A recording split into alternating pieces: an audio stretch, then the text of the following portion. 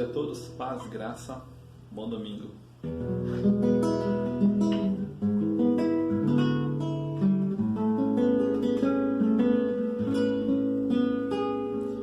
Ele é exaltado, o Rei é exaltado no céu. Eu louvarei, Ele é exaltado para sempre, exaltado o teu nome. Louvarei.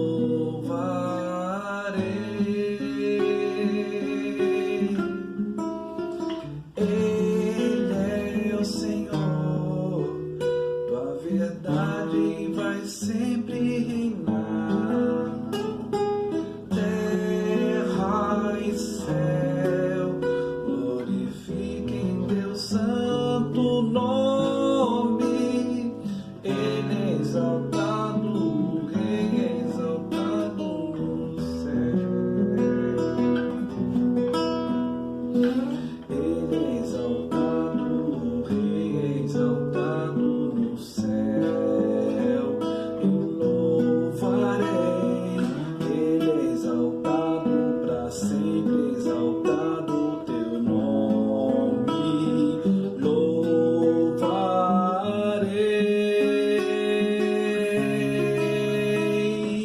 Ele é o Senhor, tua verdade vai sempre reinar. Terra e céu glorifiquem teu santo nome. Ele é exaltado, o Rei é exaltado no céu. Ele é exaltado, o Rei é exaltado no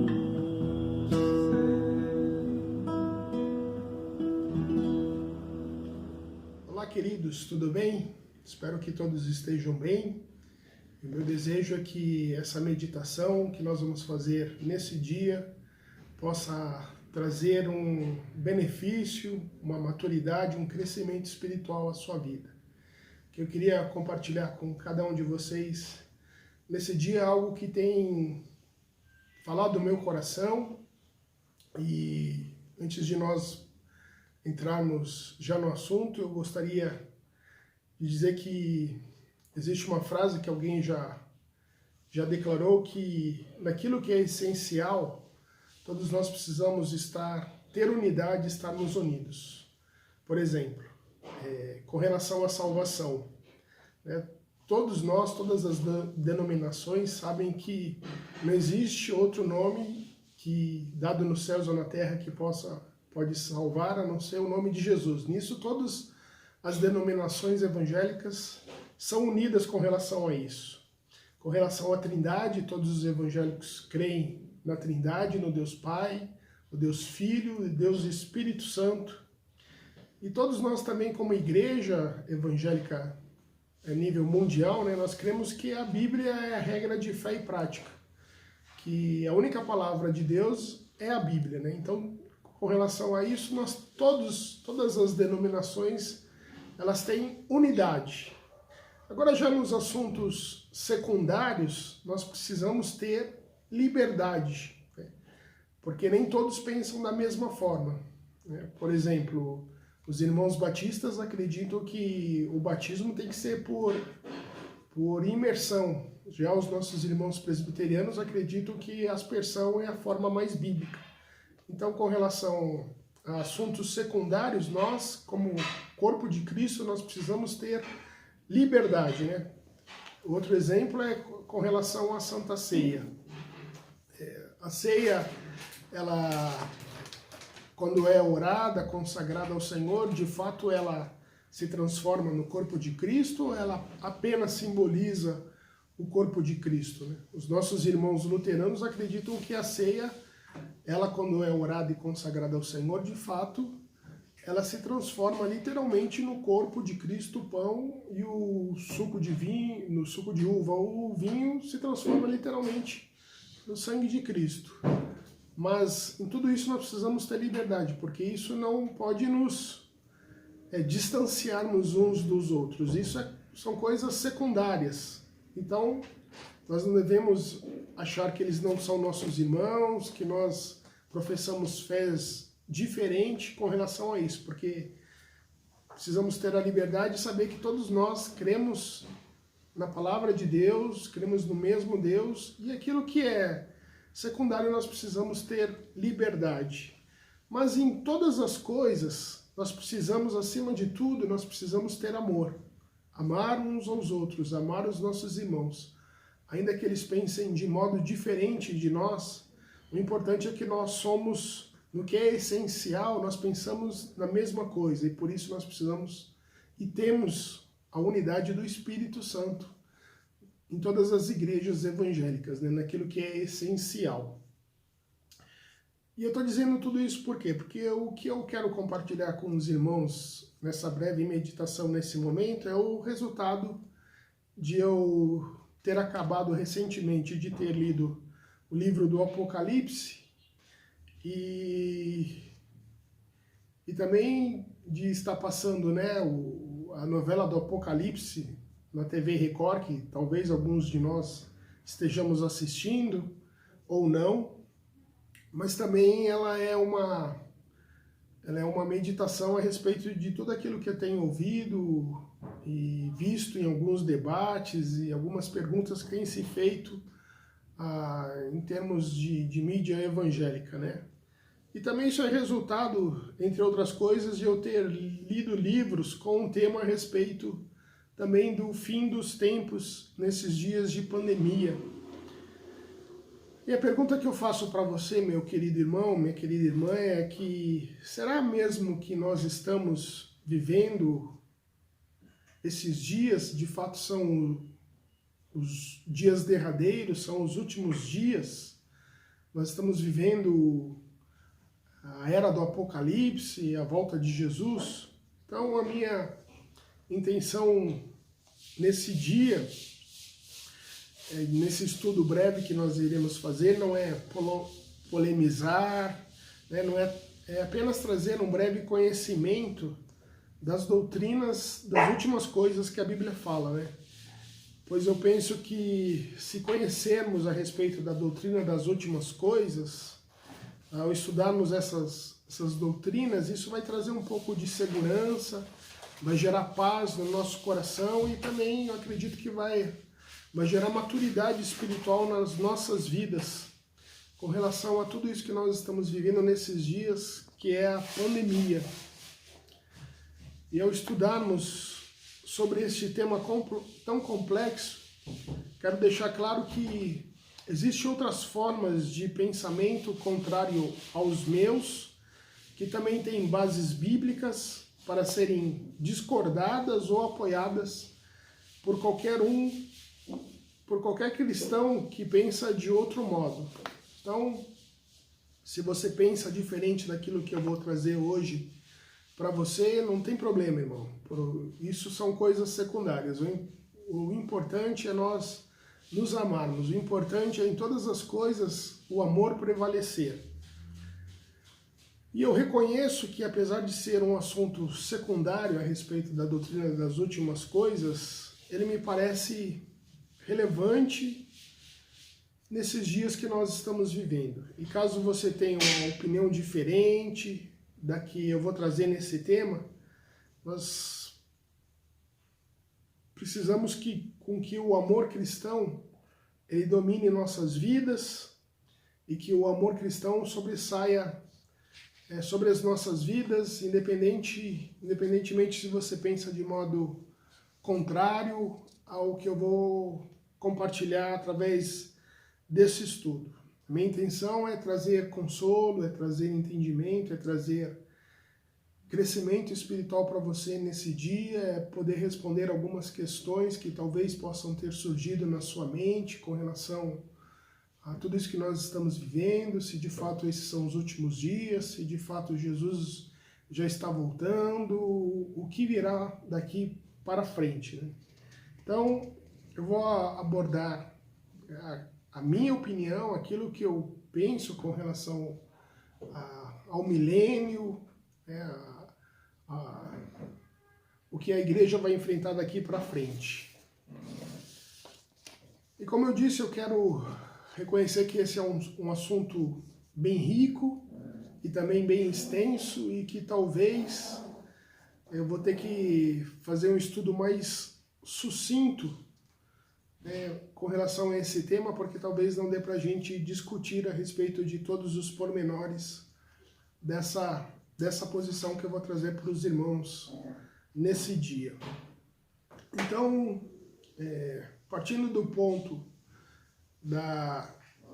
que fala da interpretação bíblica como sendo historicista e que considera que a história do livro do Apocalipse pertence a eventos que ainda eram futuros na ocasião em que foram escritos por João, ou seja, aquilo que João escreveu, aquilo que Deus revelou a João, aquilo que João viu, diz respeito a profecias que iriam se cumprir, diz respeito ao futuro, aquilo que estava ainda muito longe daquilo que ele estava vivendo, né? Mas que ao mesmo tempo, apesar de ser uma profecia que dizia respeito ao futuro, também ela ocorreu e continua a ocorrer dentro da história da igreja. Então, o ponto de vista do qual eu quero falar e quero colocar para os irmãos nesse dia, e que eu creio, na minha opinião, ser o mais correto e, enfim, aquilo que eu acredito, é o pré-milenismo pós-tribulacionismo, né? Isso quer dizer o quê? Isso quer dizer que a igreja ela não será removida do mundo antes da tribulação.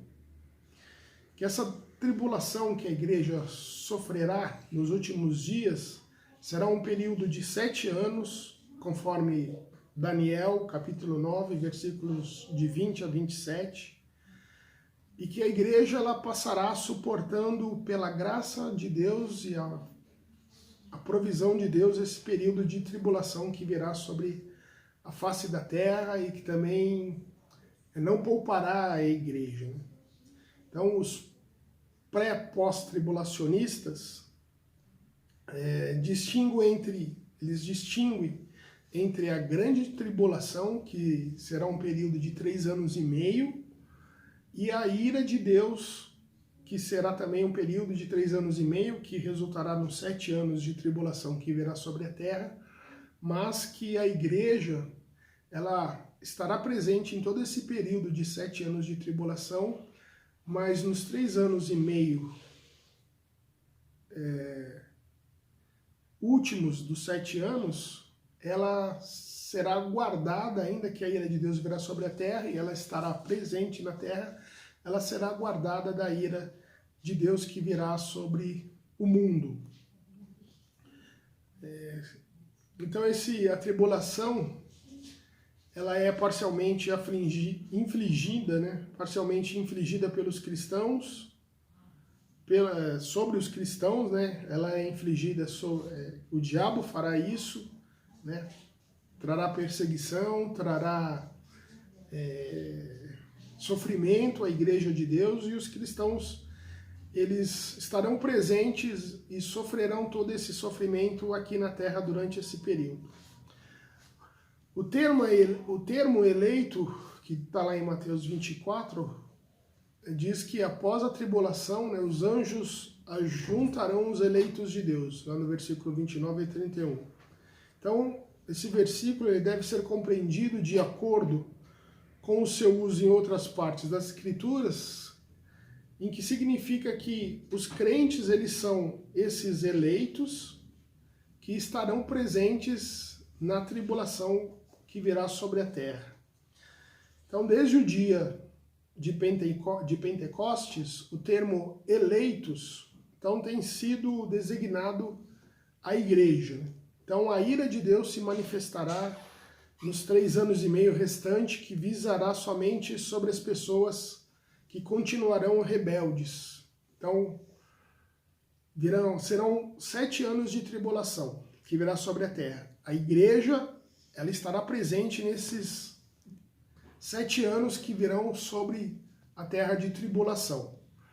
dos 3 anos e meio, nos primeiros 3 anos e meio, o diabo, a besta, os perversos, os incrédulos, né, eles se levantarão contra a igreja durante esses 3 anos e meio e perseguirá a igreja, e alguns cristãos morrerão, e passando esses 3 anos e meio, virão outros 3 anos e meio para somar os 7 anos, e nesses últimos 3 anos e meio será então a ira que Deus manifestará sobre o diabo, o anticristo, a besta, sobre os perversos, e Deus guardará a igreja nesses últimos 3 anos e meio, né, das pragas que ele enviará. Mas isso não quer dizer que Deus vai retirar a igreja do mundo. Deus vai guardar. Assim como Israel lá no Egito, quando Deus levantou Moisés e queria libertar o povo de Israel do Egito e mandou as 10 pragas, Deus não tirou Israel. As pragas vieram sobre o Egito, os egípcios, eles sofreram as pragas, consequências das pragas que Deus havia lançado, e Israel estava presente ali no Egito, mas só que Deus guardou o Israel das pragas que vieram sobre o Egito. E da mesma forma Deus vai lançar a sua ira sobre os ímpios, sobre os incrédulos, sobre o diabo, sobre o anticristo, a besta, mas Deus vai guardar a sua igreja nesse tempo de 3 anos e meio do fim, né? E nós podemos ver isso lá em João 3,36, que Jesus diz o quê? Ele diz assim: o que todavia se mantém rebelde contra o Filho não verá a vida, mas sobre ele permanece a ira de Deus. Se você quiser também se aprofundar mais a respeito de alguns versículos que provam que a ira de Deus virá sobre os rebeldes, sobre aqueles que se mantêm indiferentes a Deus, a salvação em Cristo, Romanos 1,18 também diz a mesma coisa, 1 Tessalonicenses 1,8, você pode depois ler com calma, Apocalipse 6,16 e 17 e Apocalipse 14:10. Então, a ira de Deus virá sobre aqueles que se levantaram contra a igreja de Deus nesse período de tribulação. Então, os cristãos, a igreja de Deus, ela estará presente durante esse período de 7 anos, mas será poupada da ira de Deus nesses 3 anos e meio do final. Então, os pré-milenistas, pós-tribulacionistas, eles não negam uma distinção entre a tribulação em geral e a grande tribulação, né? Então, somente depois desse grande, terrível período de tribulação, da ira de Deus, da grande tribulação, é que Cristo virá pela segunda vez. Então, os crentes, eles não serão arrebatados para o encontro. Então, os crentes serão, eles não serão poupados da tribulação, a igreja estará presente na tribulação, e só depois que acontecer a tribulação, os 7 anos de tribulação, a grande tribulação, é que Jesus voltará novamente e os crentes serão arrebatados para encontrar com o Senhor nos ares no final da grande tribulação que resulta na ira de Deus, né? E imediatamente os cristãos o acompanharão na descida com Cristo à terra. Então, Jesus vai voltar, acabou esse período de 7 anos de tribulação, de grande tribulação, da ira de Deus. Acabou esse período, Jesus volta, desce aos céus, não coloca os pés na terra, e quando Jesus está vindo sobre os céus, os crentes vivos nesse período, e aqueles que morreram durante esse período de 7 anos, eles ressuscitarão e subirão com Cristo até os céus, e novamente descerá com Cristo à terra. Os crentes acompanharão Jesus na descida à terra.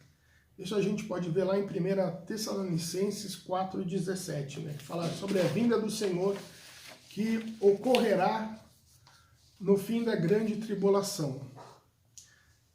Ou seja, nesse período já se manifestou a apostasia, o homem do pecado, o filho da perdição, como diz lá 2 Tessalonicenses 2, 3 e 4. Então, isso quer dizer que então Jesus só vai voltar quando tudo isso acontecer? Isso pode ser, se nós pensarmos, um incentivo para nós vivermos uma vida, né? Jesus vai demorar para voltar, então vamos viver de qualquer jeito, vamos levar nossa vida da forma que nós quisermos. Não. Jesus vai voltar no final da tribulação, que será a sua segunda volta, mas isso não quer dizer que nós aqui presentes, nós vivendo nesses dias, não quer dizer que nós não nos encontraremos com Jesus. A gente precisa pensar da seguinte maneira: se Jesus vai voltar só no final da tribulação, isso não quer dizer que eu não possa, hoje ou amanhã, ou daqui a 5, 10 anos, eu não sei, eu me encontrar com Jesus. Então a gente tem que trazer na nossa mente, no nosso coração, a nossa pequenez e a nossa fragilidade e viver uma vida de vigilância, uma vida de oração, como Jesus falou, né? Vigiai e orai. Porque essa deve ser a nossa vida como cristão, porque a gente pode se encontrar com o Senhor a qualquer momento. Nós estamos vivos agora aqui, você está me ouvindo, você está me vendo, eu sei que você está aí do outro lado assistindo essa mensagem, mas só Deus sabe o dia que nós vamos partir, só Deus sabe o dia que nós vamos ser chamados por Ele a nos encontrarmos com Ele. Então, devemos ter uma vida de oração, de vigilância, e ainda que a gente creia que Jesus só vai vir no final da tribulação, nós precisamos estar constantemente em oração e em vigilância. Então, o pré-milenismo pós-tribulacionista, ele afirma, no entanto, que nós nos encontraremos com Jesus nos ares, né? E também afirma que a esperança da igreja é que ocorra o que ocorrer. Né? Pandemia, Jesus falou que nos últimos dias viriam guerras, que nos últimos dias existiriam sofrimento, o amor se esfriaria, seriam dias difíceis, tribulação como nunca houve no mundo em toda a sua história. Então, os pré-tribulacionistas, os pré-milenistas, pós-tribulacionistas, eles creem que ocorra o que ocorrer, o Senhor virá e trará tudo isso ao fim. Ou seja, a nossa segurança e o nosso consolo é que Jesus vai voltar.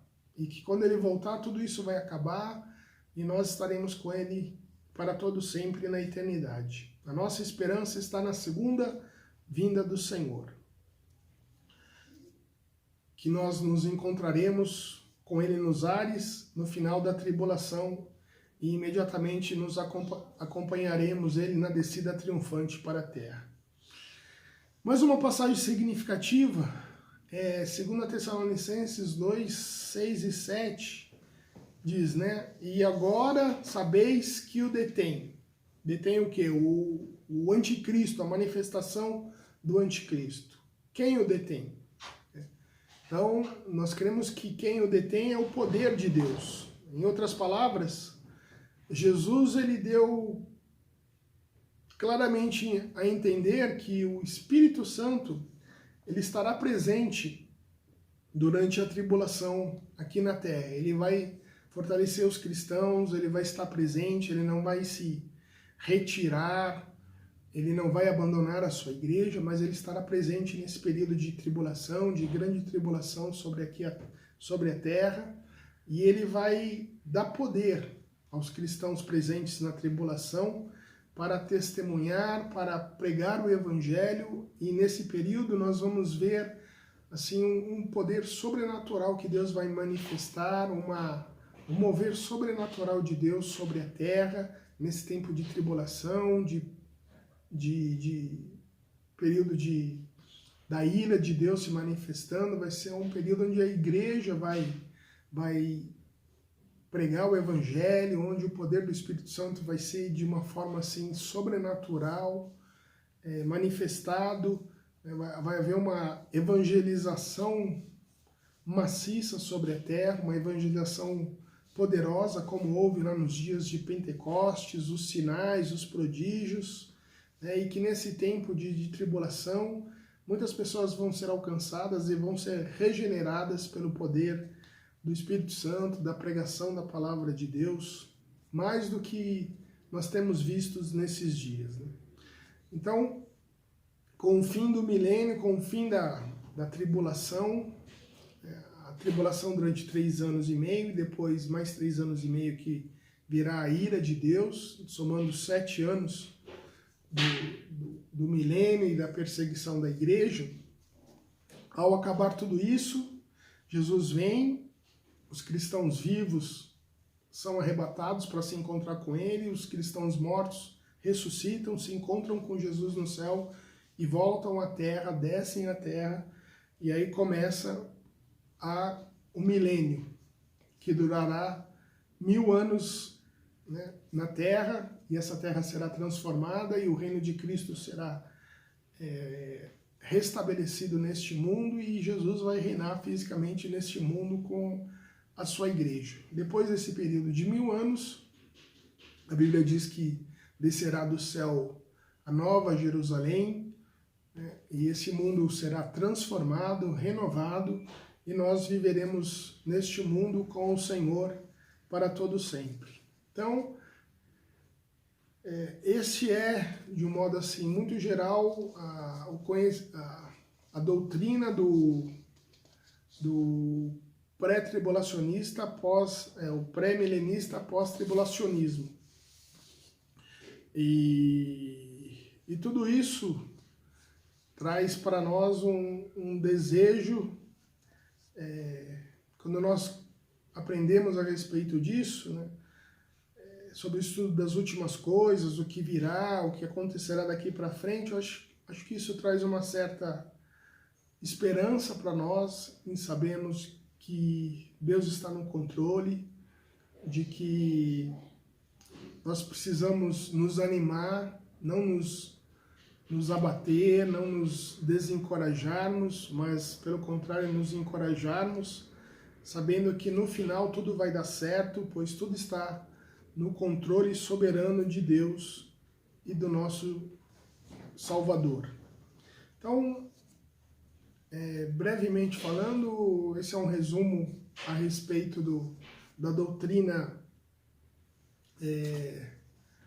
pré-milenismo, pós-tribulacionismo, e futuramente a gente pode até estudar outras correntes de pensamento teológicos, E ainda que você possa ter outros pensamentos a respeito desse tema, o mais importante é saber que em todas as coisas nós precisamos ter o amor de uns para com os outros, mas eu quis trazer esse tema mais ou menos resumidamente nesses dias para fazer com que você possa sentir encorajado, sentir animado, saber que Deus cuida de nós, Deus está no controle de todas as coisas.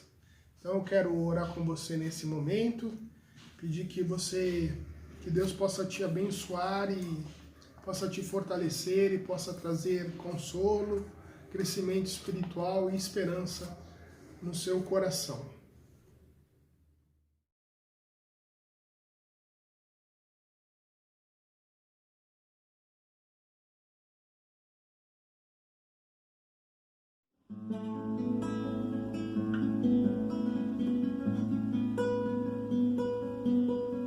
Em espírito,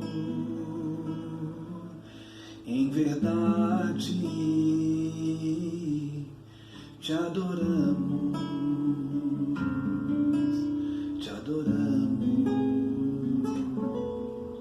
em espírito, em verdade, te adoramos,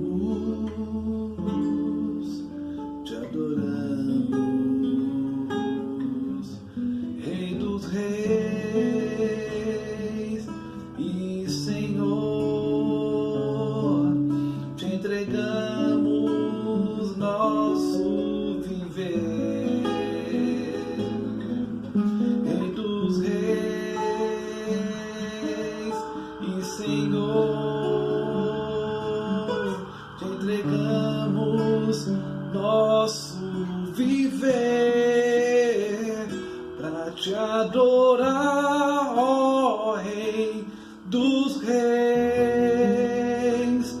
Foi que eu nasci, ó Rei Jesus.